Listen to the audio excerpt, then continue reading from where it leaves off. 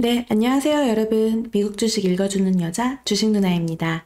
4월 27일 수요일 아침, 우리가 잠든 사이 밤새 미국 증시에선 어떤 일이 있었는지 체크해 드리도록 하겠습니다. 네, 미국 증시 정말 많이 빠졌습니다. 이날 뉴욕 증시는 대형 기술주들의 실적 발표를 앞두고 경기 심리가 커진 가운데 글로벌 경기 둔화에 대한 우려가 커지면서 3대 지수 모두 하락 마감했습니다. 다우지수 마이너스 2.38%, S&P 500 지수 마이너스 2.81%, 그리고 나스닥 지수 무려 마이너스 3.95% 급락하는 모습이 나타났죠.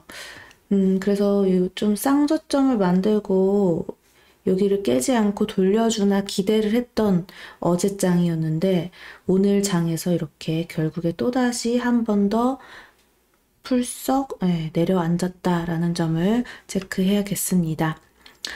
이 빅테크들의 실적 발표를 앞두고 연준의 빅스텍과 이 글로벌 성장 둔화 우려로 투자자들의 매도세가 이어졌습니다. 장 마감 후 마이크로소프트, 알파벳 등 대형 기술주들의 실적 발표를 앞두고 경기의 심리가 좀 커지는 모습이었죠. 마이크로소프트랑 알파벳 같은 경우는 정규장에서 3%가 넘게 하락을 했었습니다. 그리고 애플, 아마존, 메타, 인텔, 트위터 등도 실적 발표를 앞두고 모두 하락하는 흐름이 나타났습니다. 그리고 이제 실적이 발표가 됐죠. 마이크로소프트 같은 경우는 마이너스 3.74%로 이제 하락했는데 지금 실적 발표 후에 시간 외에서는 소폭 상승 중에 있습니다. 그래도 견조한 실적이 나왔어요. 근데 이거에 반해서 구글이 알파벳 A 구글이 전날 마이너스 3.59% 오늘 정규장에서 이렇게 하락하고 마감이 됐는데 지금 유튜브 실적이 기대에 못 미치면서 실적 발표가 조금 시장 예상치보다 안 좋게 하회해서 나오면서 시간 외에서 4%대 하락 중입니다. 여기 지금 그래서 총 정규장과 4%대 하락까지 합해서 전거래일 대비 마이너스 8.27%나 빠지고 있는 흐름이다 라고 보시면 될 것 같아요. 특히 이제 알파벳 같은 경우는 7월 1일 기준으로 또 주식 분할 이슈가 있거든요. 그래서 그 전에 좀 떨어질 때 줍줍하면 어떨까라는 생각으로 지켜봤는데 이렇게 일단 시장의 충격을 한번 받았다라는 점에서 우리가 이걸 그 갭을 이렇게 쿵 하고 떨어진 마이너스 4%를 어떻게 채워가는지를 확인하고 들어가도 늦지 않겠구나 라면서 한번 천천히 지켜보겠습니다.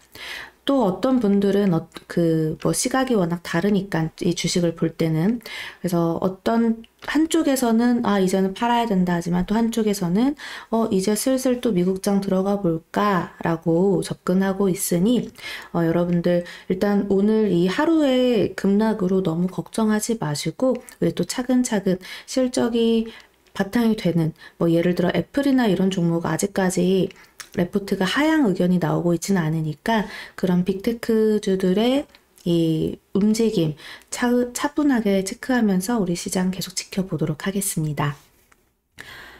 그리고 이제 메타 같은 경우가 오늘 미국장 정규장 끝나고 이제 발표할 것 같고요. 애플, 아마존, 인텔, 트위터는 내일 기준으로 28일 기준으로 발표할 예정입니다. 그리고 또 눈에 띄었던 게 바로 테슬라의 급락이었죠. 트위터를 인수한다라는 소식이 이제 계속 확정 지어지고 나왔는데 그에 따라서 트위터 주가는 전날에는 5%대 상승을 하기도 했지만 테슬라는 반대로 계속 좀 지지부진한 흐름이었습니다. 근데 결국 오늘 장에서 이렇게 쿵 하고 떨어지는 모습이 나타나는데요. 그 이유는 머스크가 트위터 인수 자금 마련을 위해서는 보유 주식을 팔아야 할 수도 있다라는 분석이 제기되면서 그 영향을 좀 받았다라고 해석하시면 되겠습니다. 그 외에도 제네럴 일렉트릭은 부정적인 전망이 나오면서 마이너스 10%대 급락을 했고요. UPS도 컨센을 상회하는 실적을 발표하긴 했는데 올해 전망치가 컨센에 다소 미달하면서 마이너스 3.48% 하락을 했습니다. 전체적으로 정말 시장이 다 파랬던 그런 날이죠. 빨갛게 상승하는 거 찾는 게 더 어려울 정도로 정말 이제 좀 힘들었던 그런 장입니다. 이 에너지 쪽에서만 유가가 상승함에 따라 빨간불 켰던 종목이 좀 보이는 것뿐이죠. 이어서 또 이야기를 해보면요. 페드의 공격적 긴축 전망 속에 이 중국 코로나19 봉쇄 우려가 계속 커지면서 글로벌 경기 둔화 우려가 커지고 있는 점도 우리 증시에 계속 악재로 작용되고 있습니다.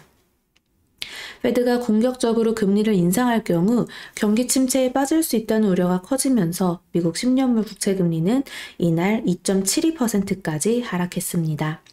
최근 2.97%까지 급등하며 3%에 바짝 다가서는 모습을 보였는데 경기 침체 우려 속 하락세로 돌아섰죠. 또 아울러 중국의 코로나19 봉쇄 우려도 경기 둔화 우려를 확산시켰습니다.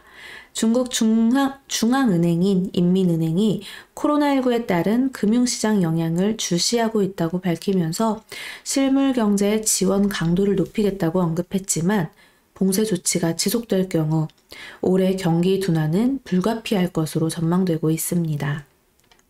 또 언론에 따르면 중국 수도 베이징이 코로나19 확산에 대응해 전 주민 PCR 검사 구역을 전체 인구의 약 90%가 거주하는 11개구로 확대한 것으로 알려졌습니다. 그리고 또 이제 모건 스탠리는 전일 보고서에서 S&P 500 지수가 약세장에 진입할 준비를 하고 있다라며 경고를 했습니다. 그리고 또 이날 발표된 주요 경제 지표 역시 좀 엇갈리는 흐름이 나타났는데요.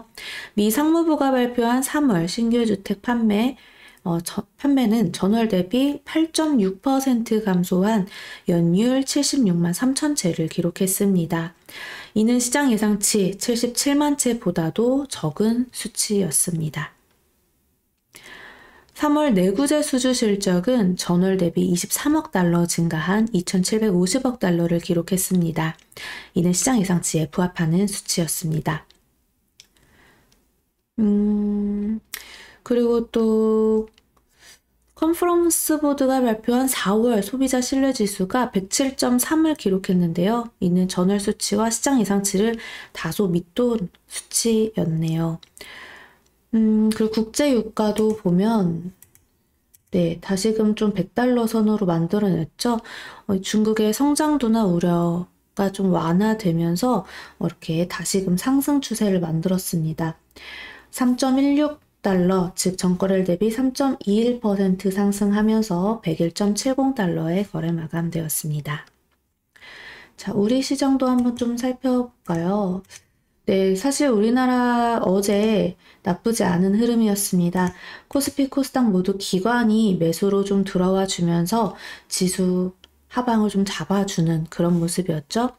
게다가 외국인 같은 경우 뭐 우리나라 현대기아 같은 자동차 업종에 수급을 많이 넣어주면서 그 종목, 개별 종목 쪽으로는 좀 탄탄하게 움직여주는 흐름이 나타났었습니다. 네, 보이시죠? 어제 외인기관 양 매수로 현대차랑 그리고 기아가 정말 좋은 강한 흐름을 보여줬는데요. 지금 환율이 계속해서 상승하고 있습니다. 이 뜻은 즉 원화 약세라는 거죠.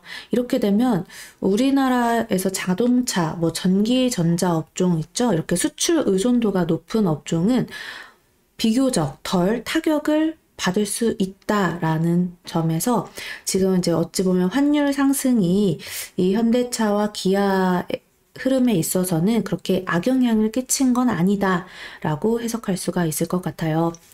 좀 덜 불리하다라고 보시면 되겠죠? 다른 이제 그 환율 상승에 따른 거에 대해서 이제 피해를 받는 업종보다는 좀 덜 피해를 받는 덜 불리한 입장이다라는 점을 보시고, 그렇다면 지금같이 어려운 장에서는 계속 이렇게 외인기관 수급이 받쳐주고 환율 리스크에서 조금 자유로운 요런 업종이 계속해서 좀 갈 수 있지 않을까 한번 생각해 보면서 이렇게 지금 흐름 센 종목들 아니고서는 너무너무 어려운 힘든 시장입니다. 여러분들의 종목이 잘못돼서가 아니라 시장 자체가 너무 힘들고 어려운 거니까요. 좀 포기하지 마시고 우리 차분히 지금 어려울 때 오히려 공부 차분하게 해서 이렇게 현대기아처럼 이것도 지금이야 좋지 지난달, 지지난달, 그리고 지난 1년 계속해서 힘들었었거든요. 이때 힘들어서 손절하신 분도 계시고, 근데 우리 계속 공부하셨던 분들 참고 기다렸잖아요. 이런 것처럼 지금 또다시 힘든 시장 좀 이겨내면 분명히 웃을 수 있는 날도 올 수 있을 거라고 생각합니다. 그러니까 오늘 장도 화이팅 하시고, 우리 오늘도 이따 라이브 방송 1시에 만나서 이야기 나누고 멘탈 관리하고 공부하도록 해요.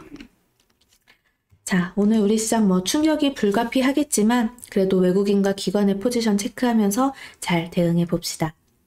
오늘 미국 증시 마감 브리핑 여기까지 할게요. 영상 재미있게 봐주신 분들 구독과 좋아요 그리고 알람 설정 댓글도 많이 많이 부탁드립니다. 이상 주식 알려주는 여자 주식누나였습니다. 또 만나요.